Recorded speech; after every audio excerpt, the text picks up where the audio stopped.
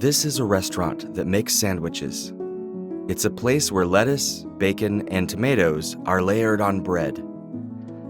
3 employees make a total of 400 sandwiches a day. One prepares the ingredients while the other 2 assemble the sandwiches. What if one of the 3 employees, infected with norovirus, continues to make sandwiches for 5 days? How many customers could be infected?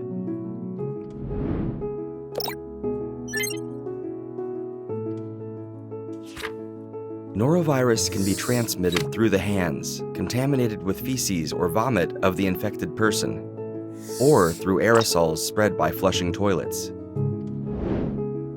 If an employee infected with norovirus continues to work, the probability of serving contaminated sandwiches is 21.5%, resulting in 167.4 customers potentially contracting norovirus. What would change if they refrained from cooking for 24 hours after symptoms such as diarrhea and vomiting stopped? The probability of serving contaminated sandwiches drops to 9.7%. The number of customers infected from eating contaminated sandwiches is 74. This represents a 55% decrease in the probability of serving contaminated sandwiches, and a 67% reduction in norovirus cases compared to when symptomatic employees continue cooking. What if the employee refrains from cooking duties for 24 hours after symptoms stop and uses a touchless toilet? The probability of serving contaminated sandwiches is 7.3%. And the number of customers infected by norovirus is 55.8. The chance of serving contaminated sandwiches decreases by 66%, and the incidence of customers with symptoms like diarrhea and vomiting decreases by 73%. Using a touchless toilet, in addition to refraining from cooking for 24 hours after symptom disappearance, provides an additional 25% effectiveness in blocking transmission. What if the employee refrains from cooking for 24 hours, strictly adheres to changing and wearing gloves, and achieves 100% compliance with hand washing? The probability of serving contaminated sandwiches is 5.7%, and the number of customers contracting norovirus is 42.6. Compared to when the infected employee continues to work, the probability of serving contaminated sandwiches decreases by 73%.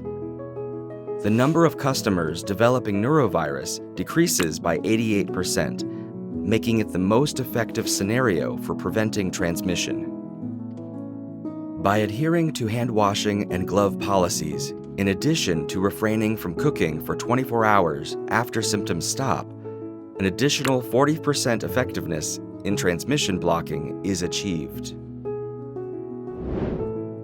What happens if, without other measures, the employee refrains from cooking duties for 48 hours after symptoms stop?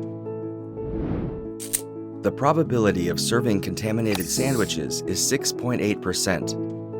The number of customers contracting norovirus is 51.2, resulting in a 68% decrease in the probability of serving contaminated sandwiches, and an 85% decrease in the incidence of norovirus among customers. Refraining from cooking for 48 hours alone proves to be very effective in blocking infection. These measures demonstrate various ways to reduce the risk of infectious disease transmission, but refraining from cooking proves to be the most effective. If symptoms such as diarrhea, vomiting, fever, and jaundice appear, indicating possible foodborne infections, it is crucial to refrain from cooking.